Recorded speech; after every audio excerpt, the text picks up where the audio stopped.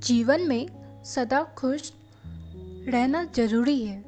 कई ऐसे लोग हैं जो दिन भर उदास रहते हैं और बहुत से तो ऐसे हैं जो सब कुछ होने के बाद भी दुखी रहते हैं। खुश रहने के लिए हम जीवन भर प्रयास करते हैं।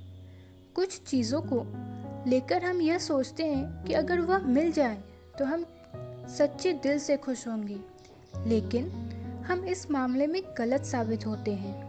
कई बार तो हम बेवजह ही बनावटी सुख के लिए अन्य सच्चाइयों की खुशियों को नज़रअंदाज भी कर देते हैं। हमारी असीमित इच्छाएं छोटी छोटी खुशियों को भी हमसे दूर कर देती हैं। तो आइए इस पे आधारित मैं आज एक कहानी सुनाती हूँ।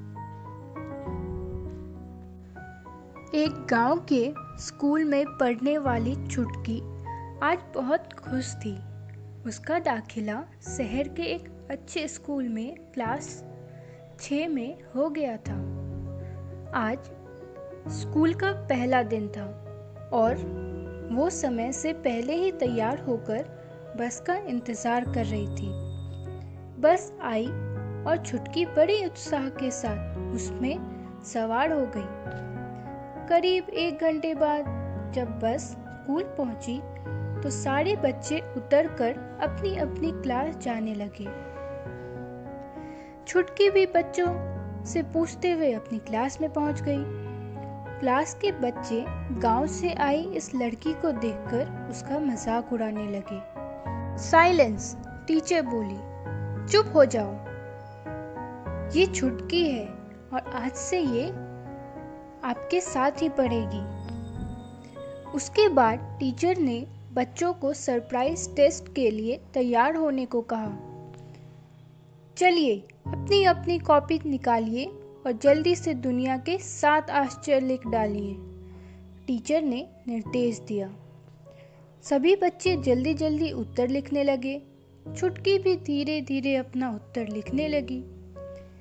जब सबने अपनी कॉपी जमा कर दी तब टीचर ने छुटकी से पूछा, क्या हुआ बेटा?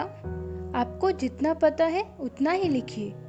इन बच्चों को तो मैंने कुछ दिन पहले ही दुनिया के 7 आश्चर्य बताए थे।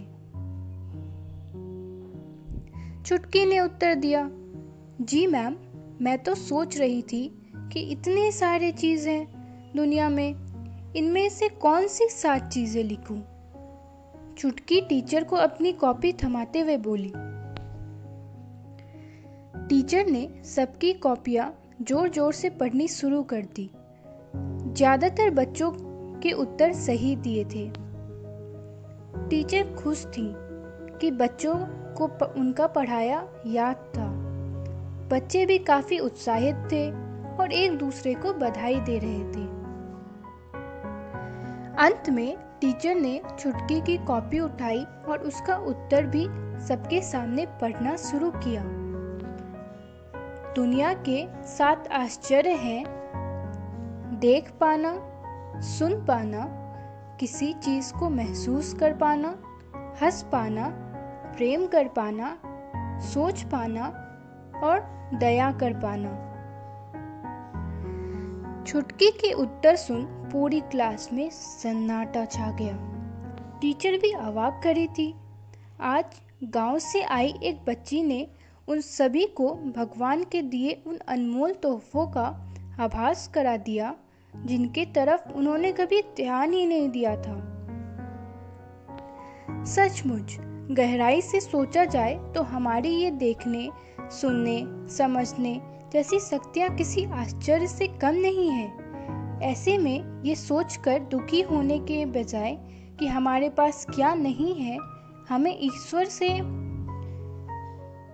दिए हुए इन अनमोल तोहफों के लिए शुक्रगुजार होना चाहिए और जीवन में छोटी छोटी खुशियों से खुश होना चाहिए।